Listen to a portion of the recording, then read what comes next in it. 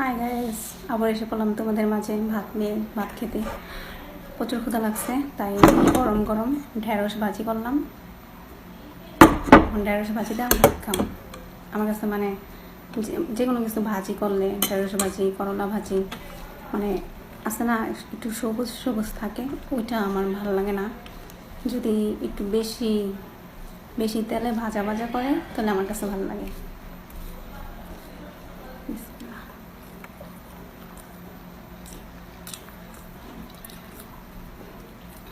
অনেকদিন পর খাইতেছি তো এই জন্য খুব ভালো লাগতেছে।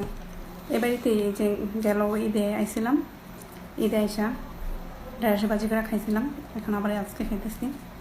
তারপর ম্যাডামের বাড়িতে চলে গেলে 3 মাস, আর 3 মাস খালি শুধু শুকনো মরিচ পেলে ভাত খাইতে হইব, এটা সেটা বানায় খাওয়া বন্ধ।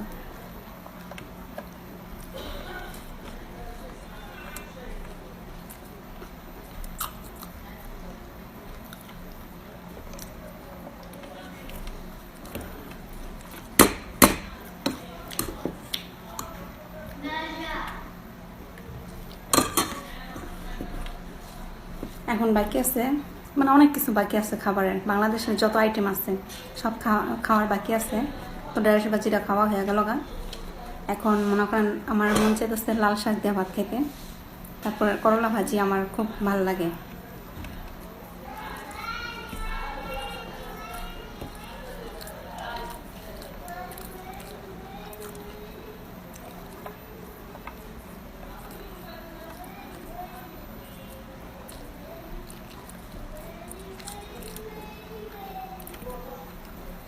তারপরে ডিম দিয়ে যেন কহি ভাজি করে, কহি যেন ডিম দিয়ে ভাজি করে, ওই ভাজিটাও ভালোই। মানে ভাজি জাতীয় ভাজি শাক আমার সবই ভালো লাগে, কিন্তু লাউ মিষ্টি কুমড়া তো একেবারে খেতে পারি না। মিষ্টি কুমড়া একদম আমার বাজে। আর চাল কুমড়া মোটামুটি কোনো রকম, কিন্তু মিষ্টি কুমড়া আমি একেবারে খেতে পারি না। চাল কুমড়া মানে কোনো রকম একটু লইয়া একটা খাইলাম বা যতটুকুই। পেঁপেটাও কোনো রকম।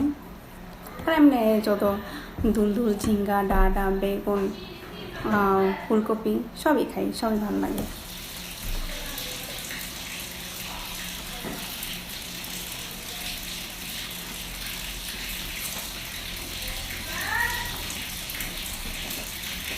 আবার বাজে রাত 11টা। ঘুমাইতে দেরি আসছে, 2টা 3টা বাজে। যখন বাংলাদেশে সকাল 6টা বাজবো তখন, এর আগে না।